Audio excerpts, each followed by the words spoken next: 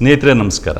ಕರ್ನಾಟಕ ರಾಜ್ಯದಲ್ಲಿ ಕಾಂಗ್ರೆಸ್ ಸರ್ಕಾರ ಜಾರಿ ತಂದಿರತಕ್ಕಂಥ ಗ್ಯಾರಂಟಿ ಸ್ಕೀಮ್ಗಳೇನಿದೆ, ಈ ಸ್ಕೀಮ್ಗಳ ಬಗ್ಗೆ ಜನರು ಹಲವಾರು ರೀತಿಯ ಆತಂಕಗಳನ್ನ ವ್ಯಕ್ತಪಡಿಸ್ತಾ ಇದ್ದಾರೆ. ಜನರು ವ್ಯಕ್ತಪಡಿಸ್ತಾ ಇರ್ತಕ್ಕಂಥ, ಅದಕ್ಕಿಂತ ಮುಖ್ಯವಾಗಿ ಕೆಲವು ಟಿವಿ ಚಾನೆಲ್ಗಳು ಹೈಲೈಟ್ ಮಾಡಿ ತೋರಿಸ್ತಾ ಇರ್ತಕ್ಕಂಥ ಆತಂಕಗಳು ಯಾವುದು ಅಂತ ನಿಮಗೆಲ್ಲ ಗೊತ್ತೇ ಇದೆ.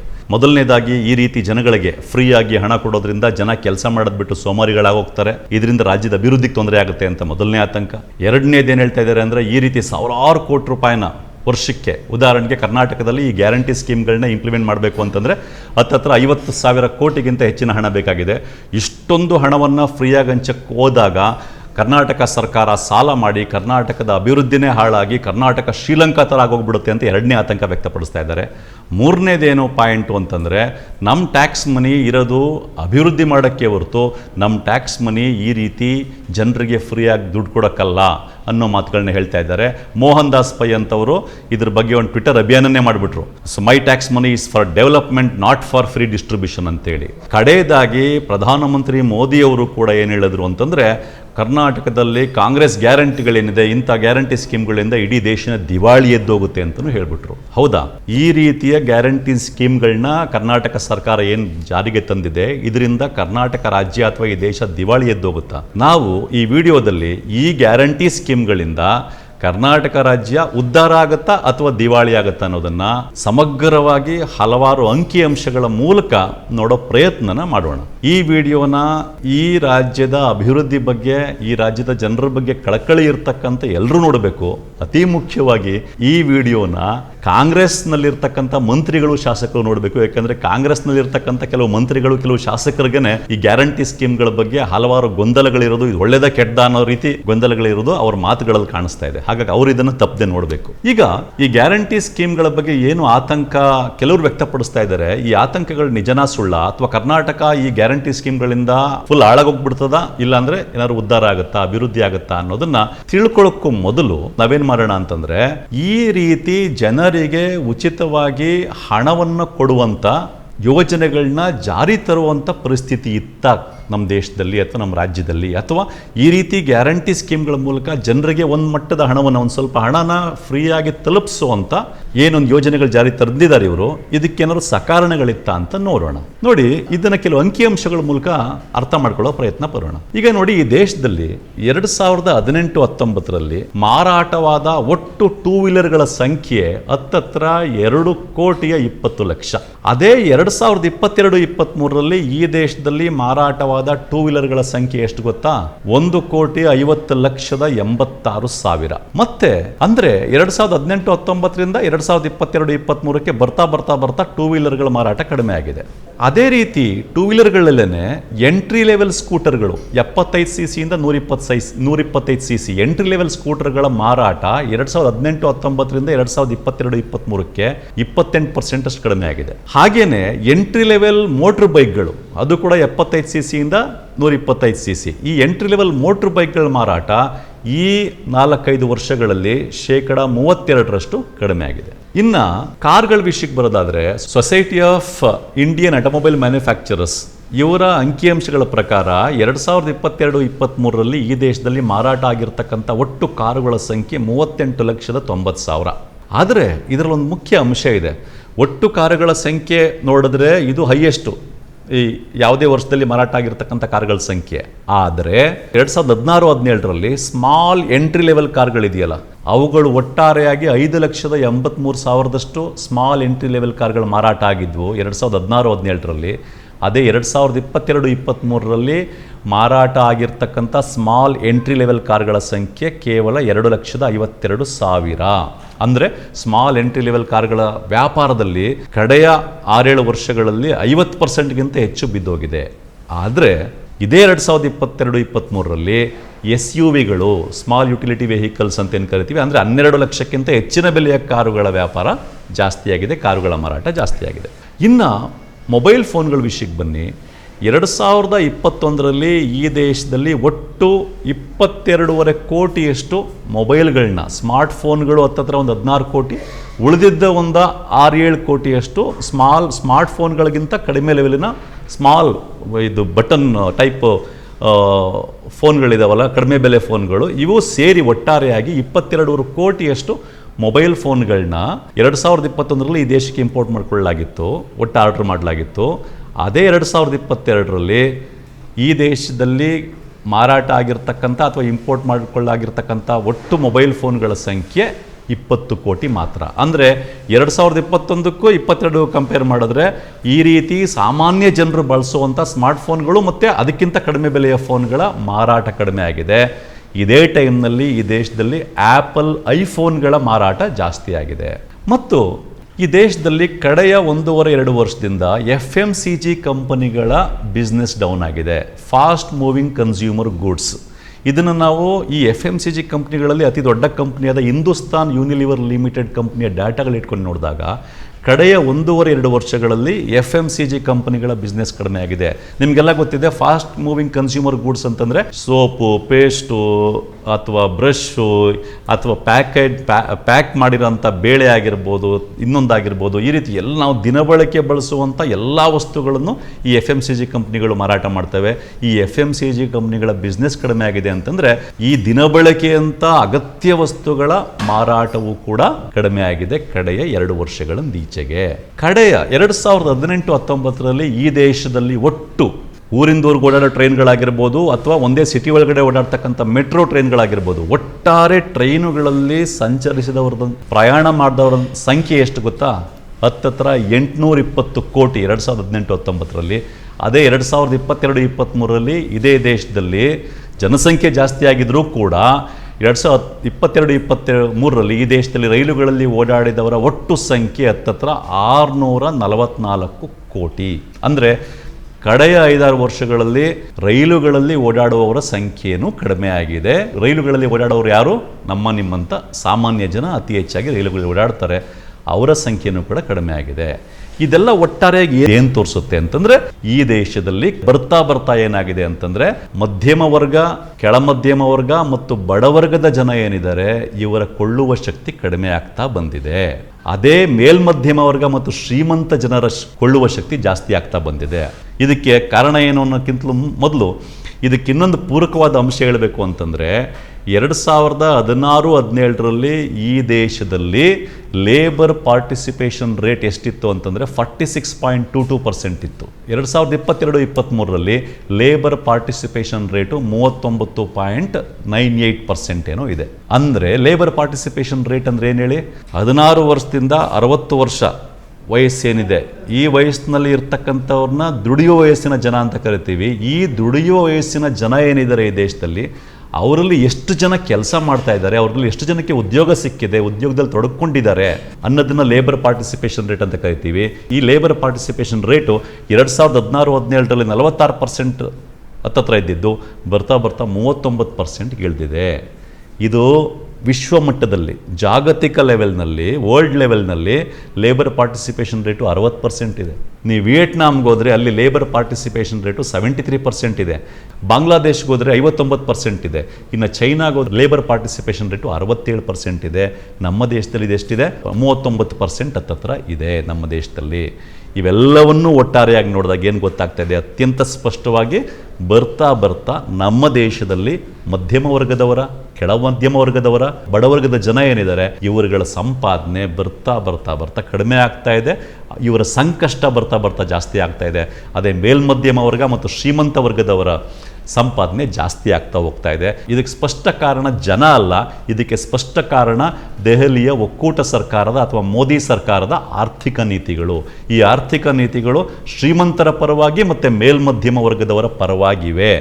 ಅದರಿಂದನೇ ಕೊರೋನಾ ಟೈಮಲ್ಲೂ ಕೂಡ ಈ ದೇಶದಲ್ಲಿ 50 ಜನ ಬಿಲಿಯನೇರ್ಗಳು ಹೊಸದಾಗಿ ಹುಟ್ಕೊಂಡಿದ್ದು ನಿಮಗೆ ನೆನಪಿರ್ಬೋದು. ಇದೇ ಕಾರಣಕ್ಕೇ ಕೊರೋನಾ ಟೈಮಲ್ಲಿ ಇಡೀ ದೇಶದ ಎಕಾನಮಿ 7% ಅಷ್ಟು ಬಿದ್ದೋಗಿರುವಾಗ ಅದಾನಿ ಒಬ್ಬರ ಆಸ್ತಿ 3-4 ಪಟ್ಟು ಜಾಸ್ತಿ ಆಗಿದ್ದು ನಿಮಗೆ ನೆನಪಿರಬಹುದು. ಈ ರೀತಿ ದೆಹಲಿಯ ಒಕ್ಕೂಟ ಸರ್ಕಾರದ ಆರ್ಥಿಕ ನೀತಿಗಳ ಕಾರಣದಿಂದಾಗಿ ಈ ದೇಶದ ಮಧ್ಯಮ ವರ್ಗದವರ, ಕೆಳ ಮಧ್ಯಮ ವರ್ಗದವರ, ಬಡವರ್ಗದವರ ಸಂಪಾದನೆ ಕಡಿಮೆ ಆಗ್ತಾ ಬರ್ತಾ ಇದೆ. ಮತ್ತು ಅತಿ ಮುಖ್ಯ ವಿಷಯ ಏನು ಅಂತಂದರೆ ಈ ದೇಶದ ಒಟ್ಟು ಜನಸಂಖ್ಯೆ 140 ಕೋಟಿ ಅಲ್ವಾ? ಈ 140 ಕೋಟಿ ಜನಸಂಖ್ಯೆಯಲ್ಲಿ ಮಧ್ಯಮ ವರ್ಗ, ಕೆಳಮಧ್ಯಮ ವರ್ಗ, ಬಡವರ್ಗ ಈ ಮೂರು ಸೇರಿದರೆ ಅದು ಹತ್ತತ್ರ 110 ಕೋಟಿಗಿಂತ ಜಾಸ್ತಿ ಆಗ್ತದೆ. ಅಂದರೆ 100 ಕೋಟಿಗಿಂತ ಜಾಸ್ತಿ ಅಂತಂದರೆ ಈ ದೇಶದ ಬಹುಸಂಖ್ಯಾತ ಜನರ ಸಂಪಾದನೆ ಕಡಿಮೆ ಆಗ್ತಾ ಬಂದಿದೆ. ಇದು ವಾಸ್ತವ. ಅದಕ್ಕೋಸ್ಕರನೇ ನಿಮ್ಮ ಮುಂದೆ ವಾಸ್ತವ ಏನು ಅಂತ ಗೊತ್ತಾಗಲಿ ಅಂತಲೇ ಅಂಕಿಅಂಶಗಳ ಸಮೇತ ಇಡ್ತಾ ಇರೋದು. ಈ ರೀತಿ ಈ ದೇಶದ ಬಹುಸಂಖ್ಯಾತ ಜನರ ಸಂಪಾದನೆ ಕಡಿಮೆ ಆದಾಗ ಅವರಿಗೆ ಸಹಜವಾಗಿ ಕಷ್ಟ ಆಗ್ತದೆ ಅಲ್ವಾ? ಈಗ ನಮಗೋ ನಿಮಗೋ ಸಂಪಾದನೆ ಕಡಿಮೆ ಆಯಿತು ಅಂತಂದರೆ ನಮ್ಮ ವೈಯಕ್ತಿಕ ಜೀವನ ಕಷ್ಟ ಆಗ್ತದೆ. ಅಂದರೆ ಈ ರೀತಿ ಬಹುಸಂಖ್ಯಾತ ಜನರ ಸಂಪಾದನೆ ಕಡಿಮೆ ಆಗಿರೋದ್ರಿಂದ ಅದು ನಮ್ಮಂಥ ನಿಮ್ಮಂಥ ಮಧ್ಯಮ ವರ್ಗದವ್ರಿಗೆ ಅಥವಾ ಬಡವರಿಗೆ ಮಾತ್ರ ಕಷ್ಟ ಆಗುತ್ತಾ? ಇಡೀ ದೇಶದ ಅಭಿವೃದ್ಧಿಗೆ ಕಷ್ಟ ಆಗುತ್ತಾ ಅಂದರೆ ಯಾವುದೇ ದೇಶದ ಎಕ್ಸಾಂಪಲ್ ತಗೊಳ್ಳಿ ನೀವು. ಯಾವುದೇ ದೇಶದಲ್ಲಿ ಬಹುಸಂಖ್ಯಾತ ಜನರ ಸಂಪಾದನೆ ಕಡಿಮೆ ಆಗ್ತಾ ಬಂದು ಅದರಿಂದ ಅವರು ಕೊಳ್ಳುವ ಶಕ್ತಿ ಕಡಿಮೆ ಆದರೆ ಅದು ಅವರಿಗೆ ಮಾತ್ರ ಆಗುವ ತೊಂದರೆ ಅಲ್ಲ, ಇಡೀ ದೇಶದ ಎಕಾನಮಿಗೆ, ಇಡೀ ದೇಶದ ಅಭಿವೃದ್ಧಿಗೆ ತೊಂದರೆ ಆಗುತ್ತೆ. ಸಣ್ಣ ಉದಾಹರಣೆ ನೋಡೋಣ. ನೋಡಿ, ಉದಾಹರಣೆಗೆ 2018-19 ಈ ದೇಶದಲ್ಲಿ ಮಾರಾಟ ಆದ ಟೂ ವೀಲರ್ಗಳ ಸಂಖ್ಯೆ ಎಷ್ಟು? 2,20,00,000 ಹತ್ತತ್ರ. ಅದೇ 2022-23 ಏನಾಗಿದೆ? ಮಾರಾಟ ಆದ ಟೂ ವೀಲರ್ಗಳ ಸಂಖ್ಯೆ ಹತ್ತತ್ರ 1,50,86,000. ಅಂದರೆ ಟೂ ವೀಲರ್ಗಳ ಮಾರಾಟ ಇಷ್ಟೊಂದು ಕಡಿಮೆ ಆದಾಗ ನ್ಯಾಚುರಲಿ ಏನಾಗ್ತದೆ? ಆ ಟೂ ವೀಲರ್ಗಳನ್ನ ಮಾರಾಟ ಮಾಡೋ ಬಿಸ್ನೆಸ್ ಮಾಡ್ತಿರ್ತಕ್ಕಂಥ, ಮ್ಯಾನುಫ್ಯಾಕ್ಚರ್ ಮಾಡಿರ್ತಕ್ಕಂಥ ನಮ್ಮ ದೇಶದಲ್ಲಿ TVS ಕಂಪ್ನಿ ಆಗಿರ್ಬೋದು, ಬಜಾಜ್ ಕಂಪ್ನಿ ಆಗಿರ್ಬೋದು, ಇಂಥ ಕಂಪ್ನಿಗಳ ಬಿಸ್ನೆಸ್ ಡೌನ್ ಆಗ್ತದೆ. ಇವ್ರಿಗೆ ಯಾವಾಗ ಬಿಸ್ನೆಸ್ ಡೌನ್ ಆಗ್ತದೋ ಅವ್ರಿಗೆ ಸ್ಪೇರ್ ಪಾರ್ಟ್ಸ್ ಸಪ್ಲೈ ಮಾಡ್ತಕ್ಕಂಥ ಮೀಡಿಯಂ ಲೆವೆಲ್ ಇಂಡಸ್ಟ್ರಿಗಳು, ಸ್ಮಾಲ್ ಸ್ಕೇಲ್ ಇಂಡಸ್ಟ್ರಿಗಳು ಅವ್ರ ಬಿಸ್ನೆಸ್ ಡೌನ್ ಆಗ್ತದೆ. ಅವ್ರ ಬಿಸ್ನೆಸ್ ಡೌನ್ ಆದಾಗ ಮೀಡಿಯಂ ಮತ್ತು ಸ್ಮಾಲ್ ಸ್ಕೇಲ್ ಇಂಡಸ್ಟ್ರಿಗಳಲ್ಲೇ ನಮ್ಮ ದೇಶದ ಅತಿ ಹೆಚ್ಚು ಜನ ಕೆಲಸ ಮಾಡ್ತಾ ಇರ್ತಕ್ಕಂಥದ್ದು ಅವರ ಸಂಪಾದನೆಯೂ ಕಡಿಮೆ ಏಟ್ ಬೀಳ್ತದೆ. ಮತ್ತು ಅವರು ಕಟ್ಟುವ ಟ್ಯಾಕ್ಸ್ ಮೇಲೂ ಏಟ್ ಬೀಳ್ತದೆ. ಇದರಿಂದ ಒಟ್ಟಾರೆಯಾಗಿ ಎಕನಾಮಿಕ್ ಆಕ್ಟಿವಿಟಿ ಮೇಲೆ ಏಟ್ ಬೀಳ್ತದೆ. ಇದರಿಂದ ದೇಶದ ಒಟ್ಟು ಅಭಿವೃದ್ಧಿಗೆ ಏಟ್ ಬೀಳ್ತದೆ.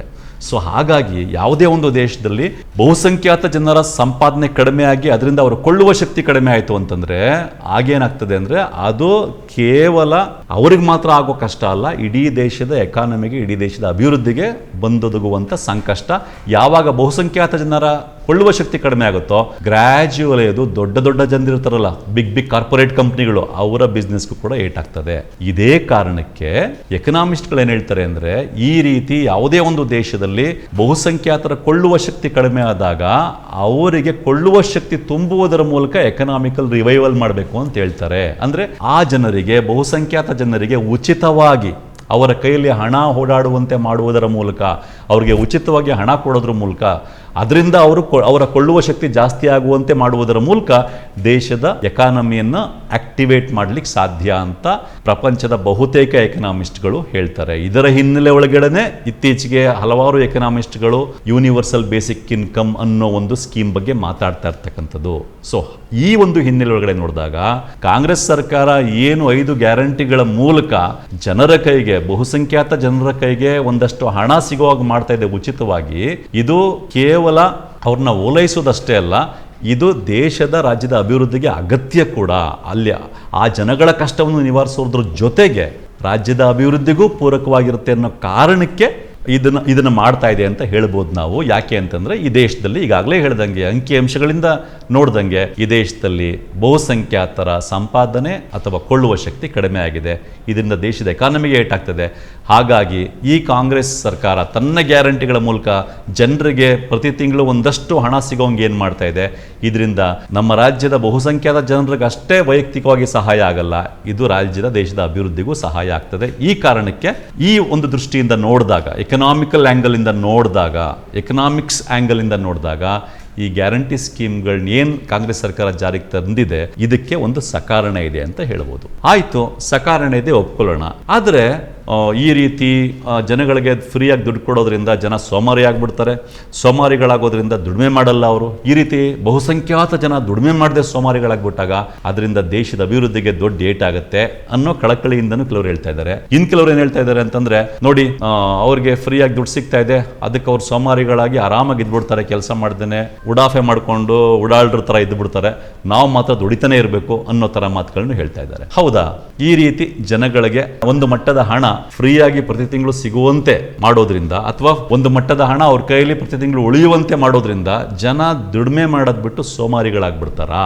ಇದು ಬಹಳ ಮುಖ್ಯ ಪ್ರಶ್ನೆ. ಇದು ನಾವು ಉತ್ತರ ಕಂಡುಹಿಡ್ಕೋಬೇಕಾಗಿದೆ. ನೋಡಿ, ಈ ರೀತಿ ಜನಗಳಿಗೆ ಒಂದು ಮಟ್ಟದ ಹಣ ಅವ್ರ ಕೈಲಿ ಉಳಿಯೋ ಅಂತ ಯೋಜನೆಗಳು ಏನಿದೆಯಲ್ಲ, ಈ ಕಾಂಗ್ರೆಸ್ ಗ್ಯಾರಂಟಿ ಯೋಜನೆಗಳು, ಇದು ಹೊಸದಲ್ಲ. ಮತ್ತೆ ಈ ದೇಶದಲ್ಲಷ್ಟೇ ಅಲ್ಲ, ಪ್ರಪಂಚದಲ್ಲಿ ನೀವು ತಗೊಂಡು ನೋಡಿದ್ರು ಈ ರೀತಿ ಯೋಜನೆಗಳು ಹೊಸದಲ್ಲ. ನೋಡಿ, ಈ 2014ರ ಹೊತ್ತಿಗೆನೆ ಇಡೀ ಪ್ರಪಂಚದಲ್ಲಿ ಹತ್ತತ್ರ 119 ದೇಶಗಳಲ್ಲಿ ಒಂದಲ್ಲ ಒಂದು ರೀತಿಯ ಜನರಿಗೆ ಉಚಿತವಾಗಿ ಕ್ಯಾಶ್ ಕೊಡುವಂತ ಯೋಜನೆಗಳು ಜಾರಿಯಲ್ಲಿದ್ವು. ಆ ಎಲ್ಲ ಬಹುತೇಕ ಸುಮಾರು ದೇಶಗಳಲ್ಲಿ ಏನ್ ಮಾಡಿದ್ದಾರೆ ಎಕನಾಮಿಸ್ಟ್ಗಳು, ಜನರಿಗೆ ಉಚಿತವಾಗಿ ಕ್ಯಾಶ್ ಕೊಟ್ಟಿದ್ರಿಂದ ಜನ ಏನಾದರೂ ಕೆಲಸ ಮಾಡದೆ ಸೋಮಾರಿಗಳಾಗಿದ್ದಾರ, ಅಥವಾ ಈ ತರ ಕ್ಯಾಶ್ ಕೊಡುವಾಗ ಕ್ಯಾಶ್ ಗಂಡಸರ ಕೈಯಲ್ಲಿ ಸಿಕ್ಕಿದಾಗ ಗಂಡಸರುಗಳು ಮನೆಗೆ ಅದನ್ನ ತಗೊಂಡೋಗದೆ ಕುಡ್ದೇನಾದ್ರೂ ಆ ಹಳನ್ನ ಹಾಳು ಮಾಡಿದಾರ ಅಂತ ಸೈಂಟಿಫಿಕ್ ಆದ ಅಧ್ಯಯನಗಳನ್ನ ಮಾಡಿದ್ದಾರೆ. ಎಲ್ಲ ಅಧ್ಯಯನಗಳು ತೋರಿಸ್ತಾ ಇರೋದೇನು ಅಂತಂದ್ರೆ, ಈ ರೀತಿ ಜನರ ಕೈಗೆ ಒಂದು ಮಟ್ಟದ ಹಣವನ್ನ ಉಚಿತವಾಗಿ ಸಿಗುವಂತೆ ಮಾಡಿದಾಗ ಅವರು ದುಡಿಯೋದು ಬಿಟ್ಟು ಸೋಮಾರಿಗಳಾಗಿದ್ದಾರೆ ಅನ್ನೋದಕ್ಕೆ ಯಾವ ಎವಿಡೆನ್ಸ್ಗಳು ಸಿಕ್ಕಿಲ್ಲ. ಅದರ ಬದಲು ಈ ರೀತಿ ಉಚಿತವಾಗಿ ಒಂದು ಮಟ್ಟದ ಹಣ ಸಿಕ್ಕಿದಾಗ ಜನ ಏನ್ ಮಾಡಿದ್ದಾರೆ ಎಲ್ಲ ದೇಶಗಳಲ್ಲೂ ಅಂತಂದ್ರೆ, ಆ ರೀತಿ ಹಣ ಸಿಕ್ಕಿದಾಗ ಆ ಹಣ ನಿಗದಿತವಾಗಿ ತಿಂಗಳಿಗೆ ಇಷ್ಟು ಹಣ ಸಿಗುತ್ತೆ ಅನ್ನೋ ಒಂದು ವಿಷಯ ಇದೆಯಲ್ಲ, ಅದೊಂದು ಕಾನ್ಫಿಡೆನ್ಸ್ ಕೊಡುತ್ತಲ್ಲ ಅವ್ರಿಗೆ. ಅದನ್ನ ಬಳಸ್ಕೊಂಡು ತಮ್ಮ ಜೀವನ ಮಟ್ಟವನ್ನ ಇನ್ನೂ ಹೆಚ್ಚು ಉತ್ತಮಗೊಳಿಸ್ಕೊಳ್ಳೋಕ್ಕೋಸ್ಕರ ಇನ್ನೂ ಹೆಚ್ಚಿನ ದುಡಿಮೆ ಮಾಡಿರೋ ಉದಾಹರಣೆಗಳು ಪ್ರಪಂಚದ ಎಲ್ಲ ಕಡೆ ಹೇರಳವಾಗಿ ಇವರ ಅಧ್ಯಯನದಲ್ಲಿ ಸಿಕ್ಕಿದೆ. ಅದರಲ್ಲೂ ಎಸ್ತರ್ ಡುಫ್ಲೋ ಬಗ್ಗೆ ನೀವು ಕೇಳಿರ್ತೀರಾ. ಅವರು ಮತ್ತೆ ಅವರ ಹಸ್ಬೆಂಡ್ ಅಭಿಜಿತ್ ಬ್ಯಾನರ್ಜಿ ಇಂಡಿಯಾದವರು, ಇವರಿಬ್ಬರು ಒಟ್ಟಾಗಿ ನೊಬೆಲ್ ಬಹುಮಾನ ಪಡೆದ್ರು ಅವರ ಎಕನಾಮಿಕ್ಸ್ ಫೀಲ್ಡ್ ನಲ್ಲಿ. ಎಸ್ತರ್ ಡುಫ್ಲೋ ಅವರು ಅವರ ತಂಡದೊಂದಿಗೆ ಘಾನಾ ದೇಶದಲ್ಲಿ ಈ ರೀತಿ ಒಂದು NGO ಮತ್ತೆ ಒಂದು ಸರ್ಕಾರದ ಕಾರ್ಯಕ್ರಮದಲ್ಲಿ ಜನಗಳಿಗೆ ಫ್ರೀ ಆಗಿ ಏನು ಹಣ ಸಿಗುವಂತೆ ಮಾಡಲಾಗ್ತಿತ್ತಲ್ಲ, ಯೋಜನೆಯ ಭಾಗವಾಗಿದ್ದುಕೊಂಡೇ ಅದನ್ನು ಅಧ್ಯಯನ ಮಾಡಿದ್ದಾರೆ. ಅಲ್ಲಿ ಅವರ ಅನುಭವ ಏನು ಅಂತಂದ್ರೆ, ಹೆಚ್ಚು ಉಚಿತವಾಗಿ ಹಣ ಸಿಕ್ಕದಷ್ಟು ಜನ ಇನ್ನೂ ಹೆಚ್ಚಿನ ದುಡಿಮೆ ಮಾಡಿ ಇನ್ನೂ ಹೆಚ್ಚಿನ ಸಂಪಾದನೆ ಮಾಡಲಿಕ್ಕೆ ಪ್ರಯತ್ನ ಪಟ್ಟಿದ್ದಾರೆ. ಇದೇ ರೀತಿಯ ಅಧ್ಯಯನಗಳನ್ನ ಅವರು ಇಂಡೋನೇಷಿಯಾದಲ್ಲಿ ಮತ್ತೆ ಹಲವಾರು ದೇಶಗಳಲ್ಲಿ ಮಾಡಿದ್ದಾರೆ. ಈ ಅಧ್ಯಯನದ ರಿಸಲ್ಟ್ನ ಇವರಿಬ್ಬರು ಅವರ ಒಂದು ಬಹಳ ಫೇಮಸ್ ಆದ book good economics for hard times, ಈ ಒಂದು ಪುಸ್ತಕದಲ್ಲಿ ಈ ರೀತಿ ಕ್ಯಾಶ್ ಕೊಡೋದ್ರಿಂದ ಪರಿಣಾಮಗಳೇನು ಅಂತ ಒಂದು ಸಪರೇಟ್ ಚಾಪ್ಟರ್ನೇ ಬರೆದಿದ್ದಾರೆ ಆ ಪುಸ್ತಕದಲ್ಲಿ. ಆ ಚಾಪ್ಟರ್ನಲ್ಲಿ ಈ ಎಲ್ಲ ಅಂಶಗಳನ್ನ ದಾಖಲಿಸಿದ್ದಾರೆ.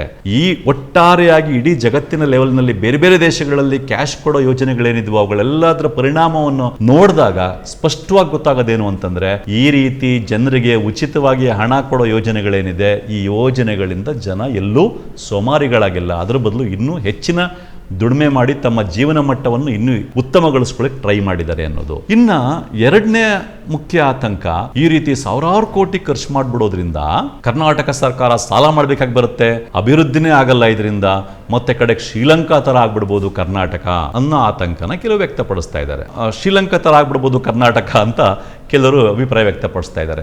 ಈ ಶ್ರೀಲಂಕಾ ತರ ಆಗ್ಬಿಡ್ಬೋದು ಅಂತ ಯಾರು ಮಾತಾಡ್ತಾ ಇದ್ದಾರಲ್ಲ, ಅಲ್ಲಿ ಏನಾಗಿದೆ ಅಂದ್ರೆ ಅವ್ರಿಗೆ ಶ್ರೀಲಂಕಾದಲ್ಲಿ ಏನಾಯ್ತು ಅಂತ ಗೊತ್ತಿಲ್ಲ. ಅದರಲ್ಲಿ ಜನರಿಗೆ ಉಚಿತವಾಗಿ ಹಣ ಕೊಟ್ಟಿದ್ದಕ್ಕೆ ಶ್ರೀಲಂಕಾ ದಿವಾಳಿ ತರ ಪರಿಸ್ಥಿತಿ ತಲುಪಲಿಲ್ಲ. ಶ್ರೀಲಂಕಾದಲ್ಲಿ ಏನಾಯ್ತು ಅಂತಂದ್ರೆ, ಹಿಂದೆ ಮುಂದೆ ನೋಡದೆ ಇಡೀ ಶ್ರೀಲಂಕಾ ದೇಶದಲ್ಲಿ ಏನು ವ್ಯವಸಾಯ ಮಾಡ್ತಾ ಇದ್ರು, ವ್ಯವಸಾಯನ ಇದ್ದಕ್ಕಿದ್ದಂತೆ ಸಾವಯವ ಪದ್ಧತಿಗೆ ಕನ್ವರ್ಟ್ ಮಾಡಿದ್ರಿಂದ ಆ ಭೂಮಿ ಮತ್ತೊಂದು ಅದಕ್ಕಿನ್ನೂ ಅಡ್ಜಸ್ಟ್ ಆಗದಿರೋದ್ರಿಂದ ಇದ್ದಕ್ಕಿದ್ದಂಗೆ ಇಡೀ ಶ್ರೀಲಂಕಾ ದೇಶದಲ್ಲಿ ಆಹಾರದ ಇಳುವರಿ ಬಿದ್ದೋಯ್ತು, ಆಹಾರನೇ ಇಲ್ದಂಗೆ ಆಗೋಯ್ತು. ಅದರಿಂದ ಶ್ರೀಲಂಕಾದಲ್ಲಾಗಿದ್ದ ಪ್ರಾಬ್ಲಮ್ ಬರ್ತು, ಈ ರೀತಿ ಉಚಿತವಾಗಿ ಕೊಟ್ಟಂತ ಯೋಜನೆಗಳಿಂದಲ್ಲ. ಈ ವಿಷಯ ಗೊತ್ತಿಲ್ಲದೆ ಇರೋದ್ರಿಂದ ಇತ್ತೀಚೆಗೆ ತಾನೇ ಶ್ರೀಲಂಕಾದಲ್ಲಿ ಹಾಗಾಯ್ತು ಹೀಗಾಯ್ತು ಅಂತ ಇದು ಮಾಡಿರೋದ್ರಿಂದ, ಇದು ನ್ಯೂಸ್ಗಳಲ್ಲಿ ನೋಡಿರೋದ್ರಿಂದ ಅದನ್ನ ಇದಕ್ಕೆ ಲಿಂಕ್ ಮಾಡ್ಕೊಂಡು ಈ ತರ ಹೇಳ್ತಾ ಇದ್ದಾರೆ ಅಷ್ಟೇ. ಹೀಗೆ ಸಾವಿರಾರು ಕೋಟಿನ ಪ್ರತಿ ವರ್ಷ ಜನರಿಗೆ ಕೊಡೋದ್ರಿಂದ ರಾಜ್ಯದ ಅಭಿವೃದ್ಧಿ ತೊಂದರೆ ಆಗ್ಬಿಡ್ತದ, ರಾಜ್ಯ ಬಹಳ ಹಿಂದಿಳಿದ್ ಬಿಡುತ್ತಾ, ಹಾಳಾಗ್ಬಿಡುತ್ತಾ ಅಂತ ನೋಡೋದಾದ್ರೆ, ಆ ರೀತಿ ಏನಾದರೂ ಜನಗಳಿಗೆ ಸಾವಿರಾರು ಕೋಟಿಯಷ್ಟು ವರ್ಷಕ್ಕೆ ಉಚಿತವಾಗಿ ಕೊಡೋದ್ರಿಂದ ರಾಜ್ಯ ಹಾಳಾಗೋ ಹಾಗಿದ್ದಿದ್ರೆ ಇಷ್ಟೊತ್ತಿಗಾಗಲೇ ತಮಿಳುನಾಡು ಸಿಕ್ಕಾಬಟ್ಟೆ ಹಾಳಾಗಿ ಹೋಗ್ಬೇಕಾಗಿತ್ತು. ಯಾಕೆ ಅಂದರೆ ನಿಮಗೆ ಬಹುತೇಕರಿಗೆ ಗೊತ್ತಿರ್ತದೆ, ಇಡೀ ದೇಶದಲ್ಲಿ ಮೊಟ್ಟ ಮೊದಲು ಅತಿ ಹೆಚ್ಚು ಸೋಷಿಯಲ್ ವೆಲ್ಫೇರ್ ಸ್ಕೀಮ್ಗಳು ಅಂತ ಶುರು ಮಾಡಿ ಖರ್ಚು ಮಾಡಿದ್ದು ತಮಿಳುನಾಡು ಸರ್ಕಾರ. ಅದ್ರ ಬಗ್ಗೆ ಹಲವಾರು ಟೀಕೆಗಳು ಬಂದಿದ್ವು. ಜಯಲಲಿತಾ ಅವರು ಇದ್ದಾಗ ಏನೇನೋ ಫ್ರೀ ಕೊಡ್ತಾ ಇದ್ದಾರೆ, ಟಿವಿ ಕೊಡ್ತಾ ಇದ್ದಾರೆ, ಅದು ಕೊಡ್ತಾ ಇದ್ದಾರೆ, ಇದು ಕೊಡ್ತಾ ಇದ್ದಾರೆ ಅಂತ ಅದ್ರ ಬಗ್ಗೆ ಟೀಕೆಗಳು ಕೂಡ ಬಂದಿದ್ವು. ತಮಿಳುನಾಡು ಸರ್ಕಾರ ಅತಿ ಹೆಚ್ಚು ಈ ರೀತಿ ವೆಲ್ಫೇರ್ ಸ್ಕೀಮ್ಗಳಿಗೆ ಖರ್ಚು ಮಾಡಿದ್ದು. ಅಥವಾ ಇದನ್ನ ಕೆಲವರು ಸೆನ್ಸಿಬಿಲಿಟಿ ಇಲ್ಲದೆ ಇರ್ತಕ್ಕಂಥ ಜನ ಮಾತಾಡ್ತಾರಲ್ಲ, ಫ್ರೀ ಬೀಸ್, ಬಿಟ್ಟಿ ಭಾಗ್ಯ ಅಂತ, ಆ ರೀತಿ ಹೇಳೋದಾದ್ರೂ ಅದನ್ನ ಅತಿ ಹೆಚ್ಚು ಕೊಟ್ಟಿದ್ದು ತಮಿಳುನಾಡು ಸರ್ಕಾರ. ಸೊ ಹಂಗ್ ಕೊಡೋದ್ರ ಮೂಲಕ ಏನಾದ್ರು ಹಾಳಾಗೋಂಗಿದ್ದಿದ್ರೆ ತಮಿಳುನಾಡು, ಇಷ್ಟೊತ್ತಿಗೆ ತಮಿಳ್ನಾಡು ಹಾಳಾಗೋಗ್ಬೇಕಾಗಿತ್ತಲ್ವಾ? ಆದರೆ ತಮಿಳ್ನಾಡು ಎಲ್ಲಿದೆ ನೋಡಿ ನೀವು. ಕರ್ನಾಟಕದ gross state domestic product GSDP ಅಂತ ಕರಿತೀವಿ, ಅದೆಷ್ಟಿದೆ ಅಂತಂದರೆ 22 ಲಕ್ಷ ಕೋಟಿ ಅಷ್ಟಿದೆ ಹತ್ತತ್ರ. ಅದೇ ತಮಿಳ್ನಾಡಿನ GSDP ಎಷ್ಟಿದೆ ಅಂತಂದರೆ ಹತ್ತತ್ರ 24.5 ಲಕ್ಷ ಕೋಟಿ ಎಷ್ಟಿದೆ. ಅಂದರೆ ಕರ್ನಾಟಕಕ್ಕಿಂತ ತಮಿಳ್ನಾಡಿನ GSDP 2.5 ಲಕ್ಷ ಕೋಟಿಯಷ್ಟು ಜಾಸ್ತಿ ಇದೆ. ಅದಷ್ಟೇ ಅಲ್ಲ, ಸಮಗ್ರ ಅಭಿವೃದ್ಧಿಯನ್ನು ಒಂದು ಮಟ್ಟಕ್ಕೆ ಬಿಂಬಿಸುವಂಥ ಹ್ಯೂಮನ್ ಡೆವಲಪ್ಮೆಂಟ್ ಇಂಡೆಕ್ಸ್ ರ್ಯಾಂಕಿಂಗು, ಅದರಲ್ಲಿ ತಮಿಳುನಾಡು ಕರ್ನಾಟಕಕ್ಕಿಂತ 4-5 ಪ್ಲೇಸ್ನಷ್ಟು ಮೇಲಿದೆ, ಉತ್ತಮವಾಗಿದೆ. ಇದೇನು ತೋರಿಸುತ್ತೆ ಅಂತ ನೀವೇ ಯೋಚನೆ ಮಾಡಿ. ಕೆಲವರು ಮಾತಾಡ್ತಾ ಇರೋ ಥರ ಈ ಥರ ಸ್ಕೀಮ್ಗಳಿಂದ ಸಾವಿರಾರು ಕೋಟಿ ಖರ್ಚಾಗುತ್ತೆ, ಕರ್ನಾಟಕ ಹಾಳಾಗ್ಬಿಡುತ್ತೆ ಅಂತ ಹೇಳ್ತಾ ಇದ್ರಲ್ಲ, ಅದೇನಾದ್ರು ನಿಜವಾದ ಆತಂಕ ಆಗಿದ್ದಿದ್ರೆ, ಒಂದು ವಾಸ್ತವದ ಹಿನ್ನೆಲೆ ಇರತಕ್ಕಂಥ ಆತಂಕ ಆಗಿದ್ದಿದ್ರೆ ತಮಿಳ್ನಾಡು ಇಷ್ಟೊತ್ತಿಗಾಗಲೇ ಹಾಳಾಗಬೇಕಾಗಿತ್ತಲ್ಲ, ಅದು ಆಗಿಲ್ಲ. ಹಾಗಿದ್ರೆ ಹಾಳಾಗಲ್ಲ ಸರಿ, ಹಾಗಾದ್ರೆ ಈ ತರ ಫ್ರೀಯಾಗಿ ಜನಕ್ಕೆ ಹಣ ಕೊಡೋದ್ರಿಂದ ಉದ್ಧಾರ ಆಗ್ಬಿಡುತ್ತಾ ಅಂದ್ರೆ ಹೌದು, ಉದ್ಧಾರ ಆಗತ್ತೆ. ಇದು ಹೇಗೆ ಅಂದರೆ ನೋಡಿ, ಇವತ್ತು ಈ ದೇಶದಲ್ಲಿ 50%ಗಿಂತ ಹೆಚ್ಚಿನ ಕುಟುಂಬಗಳ ತಿಂಗಳ ವರಮಾನ ಹತ್ತತ್ರ 10,000 ರೂಪಾಯಿ ಅಷ್ಟೇ. 10,000 ರೂಪಾಯಿ ವರಮಾನ ಇರ್ತಕ್ಕಂಥ ಒಂದು ಕುಟುಂಬಕ್ಕೆ ಈ ಕಾಂಗ್ರೆಸ್ ಗ್ಯಾರಂಟಿ ಸ್ಕೀಮ್ಗಳಿಂದ ಎಷ್ಟು ಸಿಗ್ತದೆ? ಹತ್ತತ್ರ 5,000 ರೂಪಾಯಿ ಸಿಗ್ಬೋದು. ಗೃಹಲಕ್ಷ್ಮಿ ಇಂದ 2,000 ರೂಪಾಯಿ, ಮತ್ತೆ 200 ಯೂನಿಟ್ ಒಳಗಡೆಯಿಂದ ಕರೆಂಟು ಅಂತಂದ್ರೆ ಅದರಲ್ಲಿ 1,000 ರೂಪಾಯಿ ಮಿಕ್ಕತ್ತೆ ಅಂತ ಅನ್ಕೊಳ್ಳೋಣ. ಮತ್ತೆ 10 kg ಪ್ರತಿಯೊಬ್ಬನಿಗೆ ಉಚಿತ ಅಕ್ಕಿ, ಅದರಿಂದ 1,000 ರೂಪಾಯಿ ಸಿಗುತ್ತೆ ಅಂತ ಅನ್ಕೊಳ್ಳೋಣ. ಇಷ್ಟೆಲ್ಲ ಒಟ್ಟಾಗಿ ಸೇರಿಸಿದಾಗ ಹತ್ತತ್ರ ತಿಂಗಳಿಗೆ 5,000 ರೂಪಾಯಿ ಸಿಗ್ತದೆ. ತಿಂಗಳ ವರಮಾನನೇ 10,000 ಅಂದ್ರೆ ಇದು ಸರಾಸರಿ ವರಮಾನ. ಈ ದೇಶದ 50%ಕ್ಕಿಂತ ಹೆಚ್ಚು ಕುಟುಂಬಗಳ ತಿಂಗಳ ಸರಾಸರಿ ವರಮಾನ 10,000 ರೂಪಾಯಿ. ಅಂದ್ರೆ ಎಷ್ಟೊಂದು ಲಕ್ಷ ಕುಟುಂಬಗಳು ಅದಕ್ಕಿಂತ ಕಡಿಮೆ ವರಮಾನದಲ್ಲಿ ಬದುಕ್ತಾ ಇರ್ತಾವೆ. ನೀವು ಯೋಚನೆ ಮಾಡಿ. ಇರಲಿ, 10,000 ವರಮಾನ ಇರ್ತಕ್ಕಂಥ ಕುಟುಂಬಕ್ಕೆ ತಿಂಗಳಿಗೆ 5,000 ರೂಪಾಯಿ ಈ ಥರ ಸರ್ಕಾರದ ಗ್ಯಾರಂಟಿ ಸ್ಕೀಮ್ಗಳಿಂದ ಸಿಕ್ಕಿದ್ರೆ ಆ 5,000 ರೂಪಾಯಿನ ಅವರು ಡಬ್ಬಿಲಿ ಇಟ್ಕೊಂಡು ಕೂತ್ಕೊಳ್ಳುವಂಥ ಪರಿಸ್ಥಿತಿಲಿ ಇರಲ್ಲ. ಅವ್ರೇನು ಮಾಡ್ತಾರೆ? ತಮ್ಮ ಅಗತ್ಯಗಳಿಗೋಸ್ಕರ 5,000 ರೂಪಾಯಿನ ಖರ್ಚು ಮಾಡ್ತಾರೆ. ಮುಖ್ಯವಾಗಿ ಮಾಡ್ತಕ್ಕಂಥ ಖರ್ಚು ಎಲ್ಲಿಗೆ ಅಂದರೆ ಎಗೈನ್ ಆಹಾರದ ಕಡೆ ಖರ್ಚು ಮಾಡ್ತಾರೆ. ಅಕ್ಕಿ ಒಂದೇ ಸಾಲಲ್ಲ, ಅವರು ಇನ್ನೂ ಉತ್ತಮವಾದ ಆಹಾರವನ್ನು ಸೇವಿಸೋದ್ರ ಕಡೆಗೆ ಅವರು ಖರ್ಚು ಮಾಡ್ತಾರೆ. ಇದು ಪ್ರಪಂಚದ ಎಲ್ಲ ಕಡೆನೂ ಅಷ್ಟೇ. ಜನರಿಗೆ ಈ ಥರ ಫ್ರೀಯಾಗಿ ಹಣ ಸಿಕ್ಕಿದಾಗ ಅವ್ರು ಹೆಚ್ಚು ಖರ್ಚು ಮಾಡಿರೋದು ಫುಡ್ ಕಡೆಗೆ. ಇದರಿಂದ ಏನಾಗ್ತದೆ? ನಮ್ಮ ದೇಶದಲ್ಲಿ ಮಾಲ್ನ್ಯೂಟ್ರಿಷನ್ ಮಟ್ಟ ಕಡಿಮೆ ಆಗ್ತದೆ, ಮತ್ತು ಅವರು ದೈಹಿಕವಾಗಿ ಮಾನಸಿಕವಾಗಿ ಹೆಚ್ಚು ಕ್ಷಮತೆಯಿಂದ ಕೆಲಸ ಮಾಡ್ಲಿಕ್ಕಾಗ್ತದೆ. ಒಂದು. ಎರಡನೇದು, 5,000 ರೂಪಾಯಿನ ಅವರು ಖರ್ಚು ಮಾಡಿದಾಗ, ಉದಾಹರಣೆಗೆ ಒಂದು ಕುಟುಂಬದವರು 5,000 ರೂಪಾಯಿ ತಗೊಂಡೋಗಿ ಕುಟುಂಬದವ್ರಿಗೆಲ್ಲ ಬಟ್ಟೆ ತಗೊಳ್ತಾರೆ ಅಂತ ಅನ್ಕೊಳ್ಳಿ. ಬಟ್ಟೆ ತಗೊಂಡಾಗ ಏನಾಗ್ತದೆ? ಆ ಬಟ್ಟೆ ಅಂಗಡಿಯವನಿಗೆ 5,000 ರೂಪಾಯಿ ವ್ಯಾಪಾರ ಆದಾಗ 1,000 ರೂಪಾಯಿ ಲಾಭ ಬರ್ಬೋದು, ಇನ್ನು 4,000 ರೂಪಾಯಿ ಬಂಡವಾಳಕ್ಕೆ ಹೋಗ್ಬೋದು. ಆ 4,000 ರೂಪಾಯಿನ ಅವನು ಬಂಡವಾಳಕ್ಕೆ ಹಾಕ್ಕೊಳ್ತಾನೆ. ಇನ್ನೊಂದು 1,000 ರೂಪಾಯಿ ಲಾಭ ಬಂತಲ್ಲ, ಆ ಲಾಭದ ಹಣ ತಗೊಂಡೋಗಿ ಅವನು ತನ್ನ ಮಕ್ಕಳಿಗೆ ಬುಕ್ ಅಂಗಡಿಯಲ್ಲಿ ತಗೊಂಡೋಗಿ ಅವ್ರಿಗೆ ಬೇಕಾಗಿರೋ ಬುಕ್ಸ್ ಕೊಡಿಸ್ಬೋದು. ಆ ಪುಸ್ತಕದ ಅಂಗಡಿಯವನು ತನಗೆ ಬಂದಿದ್ದ ಲಾಭದಲ್ಲಿ ತನ್ನ ಫ್ಯಾಮಿಲಿಯವ್ರು ಕರ್ಕೊಂಡೋಗಿ ಎಲ್ಲೋ ಒಂದ್ ಕಡೆ ಹೋಗಿ ಹೋಟ್ಲಲ್ಲಿ ಊಟ ಮಾಡ್ಬೋದು. ಈ ರೀತಿಯಾಗಿ ಏನಾಯ್ತು? ಈ ಒಂದು ಕುಟುಂಬ 5,000 ರೂಪಾಯಿನ ಖರ್ಚು ಮಾಡಿದ ತಕ್ಷಣ ನೇರವಾಗಿ ಆನ್ ಆನ್ ಅವರೇಜ್ 15% GST ಅಂದ್ಕೊಂಡ್ರು 15% ಅಷ್ಟು ನೇರವಾಗಿ ಟ್ಯಾಕ್ಸ್ ಕಟ್ಬಿಟ್ಟಿರ್ತದೆ. ಅಷ್ಟಲ್ಲದೆ ಇವರು 5,000 ರೂಪಾಯಿ ಖರ್ಚು ಮಾಡಿದ್ರಲ್ಲಿ 1,000 ರೂಪಾಯಿ ಲಾಭ ಬಂತಲ್ಲ, ಆ ಲಾಭದಲ್ಲಿ ತಗೊಂಡೋಗಿ ಪುಸ್ತಕದಂಡಲ್ಲಿ ಪುಸ್ತಕ ತಗೊಂಡ್ರೆ ಅಂಗಡಿಯ ಮಾಲೀಕ ತನ್ನ ಮಕ್ಕಳಿಗೋಸ್ಕರ ಆ 1,000 ರೂಪಾಯಿಯಲ್ಲಿ ಪುಸ್ತಕ ತಗೊಳ್ಳುವಾಗ ಅದಕ್ಕೆ ಪುನಃ ಟ್ಯಾಕ್ಸ್ ಕಟ್ಟಿರ್ತಾನೆ. ಸೊ ಒಂದು ಕಡೆ ಟ್ಯಾಕ್ಸ್ ಕಲೆಕ್ಷನ್ ಜಾಸ್ತಿ ಆಗ್ತಾ ಹೋಗ್ತದೆ. ಈ ಥರ ಹಲವಾರು ಫ್ಯಾಮಿಲಿಗಳು ಖರ್ಚು ಮಾಡೋದ್ರಿಂದ ಬಟ್ಟೆ ಅಂಗಡಿಯವ್ರಿಗೆ, ಇನ್ನೇನೋ ಒಂದು ಪ್ರಾವಿಷನ್ ಸ್ಟೋರ್ನವ್ರಿಗೆ ಅಥವಾ 2 ವೀಲರ್ ಅಂಗಡಿಯವ್ರಿಗೆ ಈ ಥರ ಅವ್ರಿಗೆ ಬಿಸ್ನೆಸ್ ಆಗ್ತಾ ಹೋಗ್ತದೆ. ಯಾಕೆಂದರೆ ಒಂದು ಎಕಾನಮಿ ಒಳಗಡೆ ಒಬ್ಬನ ಖರ್ಚು ಮತ್ತೊಬ್ಬನ ಆದಾಯ. ಒಂದು 500 ರೂಪಾಯಿ ಲಕ್ಷಾಂತರ ರೂಪಾಯಿಯಷ್ಟು ಟರ್ನ್ ಓವರ್ ಮಾಡ್ತದೆ. ಹೀಗೆ ಈ ರಾಜ್ಯದ ಬಹುಸಂಖ್ಯಾತರು ಏನಿದ್ದಾರೆ ಅವ್ರಿಗೆ ಈ ರೀತಿ ಗ್ಯಾರಂಟಿ ಸ್ಕೀಮ್ಗಳ ಮೂಲಕ ಒಂದು ಮಟ್ಟದ ಹಣ ಸಿಗುವಂತೆ ಮಾಡಿದಾಗ ಏನಾಗ್ತದೆ ಅಂತಂದರೆ ಅವರು ಆ ಹಣನ ಇಟ್ಕೊಳ್ಳೋಕ್ಕಾಗಲ್ಲ, ಖರ್ಚು ಮಾಡುವಂಥ ಪರಿಸ್ಥಿತಿಯಲ್ಲೇ ಇರ್ತಾರೆ. ಖರ್ಚು ಮಾಡೋದ್ರಿಂದ ಏನಾಗ್ತದೆ? ಎಕನಾಮಿಕ್ ಆ್ಯಕ್ಟಿವಿಟಿ ಜಾಸ್ತಿ ಆಗ್ತದೆ, ಟ್ಯಾಕ್ಸ್ ಕಲೆಕ್ಷನ್ ಜಾಸ್ತಿ ಆಗ್ತದೆ. ಎಕನಾಮಿಕ್ ಆ್ಯಕ್ಟಿವಿಟಿ ಜಾಸ್ತಿ ಆಗ್ತಾ ಈ ರಾಜ್ಯದ GDP ಜಾಸ್ತಿ ಆಗ್ತದೆ. ಒಟ್ಟಾರೆಯಾಗಿ ಇದು ಅಭಿವೃದ್ಧಿಯತ್ತ ಕರ್ನಾಟಕ ರಾಜ್ಯವನ್ನು ಕೊಂಡೊಯ್ಯುತ್ತೆ. ಇದೇ ಕಾರಣಕ್ಕೆ ಎಕನಾಮಿಸ್ಟ್ಗಳು ಜನಸಾಮಾನ್ಯರ ಕೈಯಲ್ಲಿ ಕೊಳ್ಳುವ ಶಕ್ತಿ ಕಡಿಮೆ ಆದಾಗ ಅವ್ರ ಕೈಯಲ್ಲಿ ಹಣ ಓಡಾಡುವಂತೆ ಮಾಡಿ ಅಂತ ಹೇಳಿರೋದು. ಹಾಗಿರೋದ್ರಿಂದ ಈ ಸಾವಿರಾರು ಕೋಟಿ ಖರ್ಚು ಮಾಡಿ ಗ್ಯಾರಂಟಿ ಸ್ಕೀಮ್ಗಳನ್ನೇನು ಇಂಪ್ಲಿಮೆಂಟ್ ಮಾಡಕ್ಕೆ ಹೊರಟಿದ್ದಾರೆ, ಇದರಿಂದ ರಾಜ್ಯ ಮುಳುಗೋಗಲ್ಲ.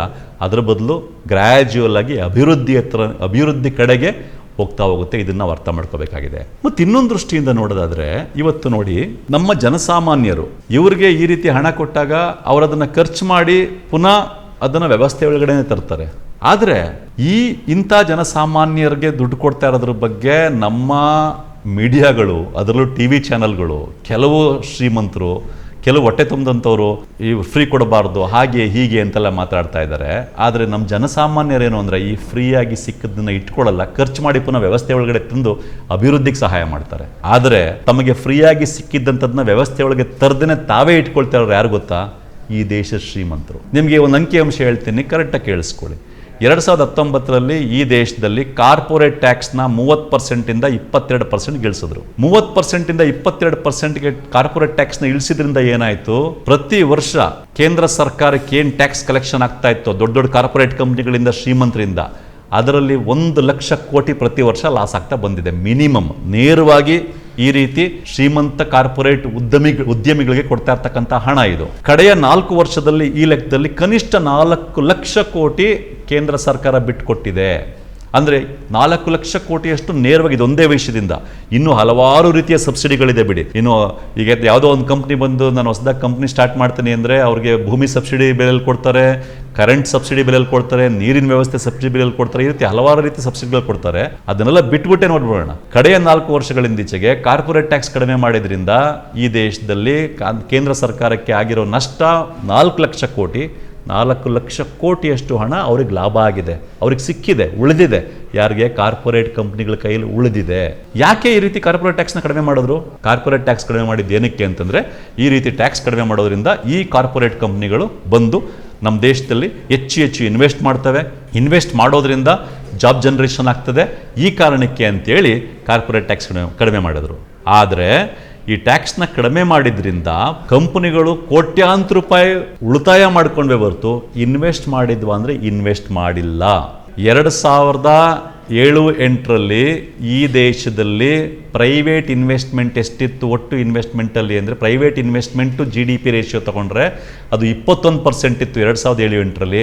ಅದೇ 2021-22ರಲ್ಲಿ ಪ್ರೈವೇಟ್ ಇನ್ವೆಸ್ಟ್ಮೆಂಟ್ ಇರತಕ್ಕಂಥದ್ದು ಕೇವಲ 10.8%. ಅಂದರೆ ಇವರು ಕೇಂದ್ರ ಸರ್ಕಾರ ಏನು ಕಾರ್ಪೊರೇಟ್ ಟ್ಯಾಕ್ಸ್ನ ಕಟ್ ಮಾಡ್ತೋ ಅದರಿಂದ ಕೋಟ್ಯಾಂತರ ರೂಪಾಯಿ ಲಾಭ ಮಾಡಿಕೊಂಡ್ರೆ ಹೊರತು, ಹಣ ಉಳಿಸ್ಕೊಂಡ್ರೆ ಹೊರತು, ಅದನ್ನು ಪುನಃ ತಂದು ನಮ್ಮದೇ ಸಮಾಜದೊಳಗಡೆ ಅದನ್ನು ಇನ್ವೆಸ್ಟ್ ಮಾಡಿಲ್ಲ, ಉಳಿಸ್ಕೊಂಡಿದ್ದಾರೆ. ಅಂದರೆ ನೀವು ಯೋಚನೆ ಮಾಡಿ, ಬಡವರಿಗೆ, ಕೆಳ ಮಧ್ಯಮ ವರ್ಗದವ್ರಿಗೆ ತಿಂಗಳಿಗೆ ಒಂದು 5,000 ಸಿಗುವಂತೆ ಮಾಡ್ತಾ ಇರ್ತಕ್ಕಂಥ ಈ ಗ್ಯಾರಂಟಿ ಸ್ಕೀಮ್ಗಳ ಬಗ್ಗೆ ಫ್ರೀ ಕೊಟ್ಬಿಡ್ತಾ ಇದ್ದಾರೆ, ಇದರಿಂದ ರಾಜ್ಯಗಳಾಗ್ಬಿಡುತ್ತೆ ಅಂತ ಹೇಳ್ತಾ ಇದ್ದೀರಲ್ಲ. ಆದರೆ ಈ ನಮ್ಮ ಜನ ಈ ದುಡ್ಡನ್ನು ಇಟ್ಕೊಳ್ಳಲ್ಲ, ಖರ್ಚು ಮಾಡ್ತಾರೆ. ಖರ್ಚು ಮಾಡೋದ್ರ ಮೂಲಕ ಏನು ಮಾಡ್ತಾರೆ? ಅಭಿವೃದ್ಧಿಗೆ ಇನ್ನೂ ಸಹಾಯ ಮಾಡ್ತಾರೆ. ಆದರೆ ಇದೇ ಶ್ರೀಮಂತರು ಕೋಟ್ಯಾಂತರ ರೂಪಾಯಿ ಉಳಿಸ್ಕೊಂಡವರು ಯಾವ ಕಾರಣಕ್ಕೆ ಟ್ಯಾಕ್ಸ್ ರಿಬೇಟ್ ಕೊಟ್ಟರು ಅದನ್ನು ಏನೂ ಮಾಡದೆ, ಇನ್ವೆಸ್ಟ್ ಮಾಡ್ದೇ ಉಳಿಸ್ಕೊಂಡಿದ್ದಾರೆ. ಈಗ ನೀವು ಯೋಚನೆ ಮಾಡಿ, ನಿಜವಾಗ್ಲೂ ನಮ್ಮ ದುಡ್ಡನ್ನು, ನಮ್ಮ ತೆರಿಗೆ ದುಡ್ಡನ್ನು ನಿಜವಾಗ್ಲೂ ಹೊಡ್ಕೊಂಡು ಹೋಗ್ತಾರೋ ಯಾರು ಅಂತ ಯೋಚನೆ ಮಾಡಿ. ನಮ್ಮ ತೆರಿಗೆ ದುಡ್ಡು ನಿಜವಾಗ್ಲೂ ಲಾಸ್ ಆಗ್ತಾ ಇರೋದು ಎಲ್ಲಿ ಅಂತ ಯೋಚನೆ ಮಾಡಿ. ಇದ್ರ ಬಗ್ಗೆ ಯಾವುದಾದ್ರೂ ಮೀಡಿಯಾಗಳು ಹೈಲೈಟ್ ಮಾಡಿ ಮಾತಾಡಿದೆಯಾ?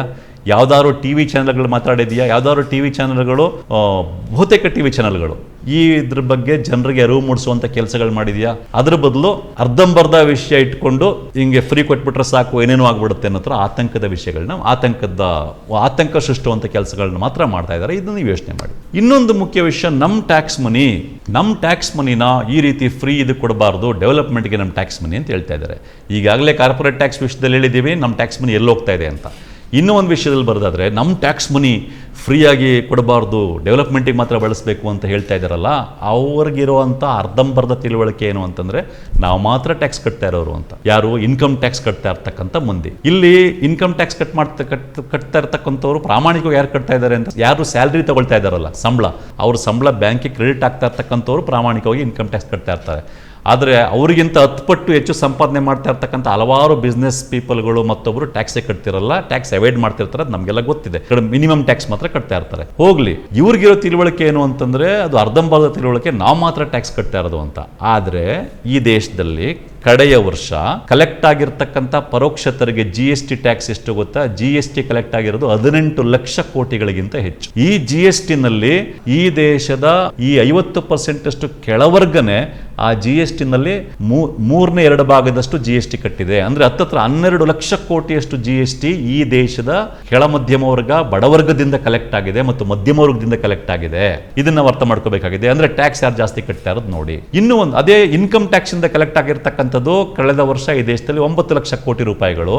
GST ಕಲೆಕ್ಟ್ ಆಗಿರ್ತಕ್ಕಂಥದ್ದು 18 ಲಕ್ಷ ಕೋಟಿ. ಆ 18 ಲಕ್ಷ ಕೋಟಿನಲ್ಲಿ ಈ ದೇಶದ 50% ಕೆಳ ಮಧ್ಯಮ ವರ್ಗ, ಮಧ್ಯಮ ವರ್ಗ ಮತ್ತು ಬಡವರ್ಗದ ಜನರೇ 66% ಅಷ್ಟು GSTನ ಕಟ್ಟಿದ್ದಾರೆ. ಹತ್ತತ್ರ 12 ಲಕ್ಷ ಕೋಟಿಯಷ್ಟು GSTನ ಅವ್ರು ಕಟ್ಟಿದ್ದಾರೆ. ನೀವು ಮಾತ್ರ ಟ್ಯಾಕ್ಸ್ ಕಟ್ತಾ ಇರೋದಲ್ಲ. ಯಾರು ನಮ್ಮ ಟ್ಯಾಕ್ಸ್ ಮನಿ ಅಂತ ಹೇಳ್ತಾ ಇದ್ದಾರಲ್ಲ, ನೀವು ಮಾತ್ರ ಟ್ಯಾಕ್ಸ್ ಕಟ್ತಾ ಇರೋದಲ್ಲ. ಇದನ್ನು ಇನ್ನೂ ಒಂದು ಆ್ಯಂಗಲಿಂದ ನೋಡೋಣ ಬನ್ನಿ. Very interesting angle. ಒಂದು ಕುಟುಂಬ 10,000 ರೂಪಾಯಿ ಸಂಪಾದನೆ ಮಾಡ್ತಾ ಇದ್ರೆ 10,000 ರೂಪಾಯಿನಲ್ಲಿ 1 ರೂಪಾಯಿನೂ ಉಳಿಸ್ಕೊಳ್ಳುವಂಥ ಸನ್ನಿವೇಶದಲ್ಲಿರಲ್ಲ. ಮೂಲಭೂತ ಅಗತ್ಯಗಳಿಗೋಸ್ಕರನೇ ಆಹಾರ, ಆರೋಗ್ಯ, ಮತ್ತೊಂದು ಓಡಾಟಕ್ಕೆ, ಮಗದೊಂದಕ್ಕೆ ಅಂತಲೇ 10,000 ರೂಪಾಯಿನೂ ಖರ್ಚು ಮಾಡುತ್ತೆ. 10,000 ರೂಪಾಯಿನ ಅವ್ರು ಖರ್ಚು ಮಾಡಿದಾಗ ಅದರಲ್ಲಿ GST ಅಂತ ಆ್ಯಾವ್ರೇಜ್ ಆಗಿ ತಗೊಂಡ್ರು 15% GST ಕಟ್ತಿರ್ತಾರೆ. ಅಂದರೆ ಅವರ ಒಟ್ಟು ಸಂಪಾದನೆಯಲ್ಲಿ 15% ಟ್ಯಾಕ್ಸ್ ಕಟ್ತಾ ಇರ್ತಾರೆ. ಅದೇ ಇನ್ನೊಂದು ಕುಟುಂಬದ ಇನ್ನೊಬ್ಬ ವ್ಯಕ್ತಿ ಎಕ್ಸಾಂಪಲ್ ತಗೊಳ್ಳಿ. ಅವನು 1 ಲಕ್ಷ ರೂಪಾಯಿ ಸಂಬಳ ತಗೊಳ್ತಾ ಇರ್ತಾನೆ ಅಂತ ಅನ್ಕೊಳ್ಳೋಣ.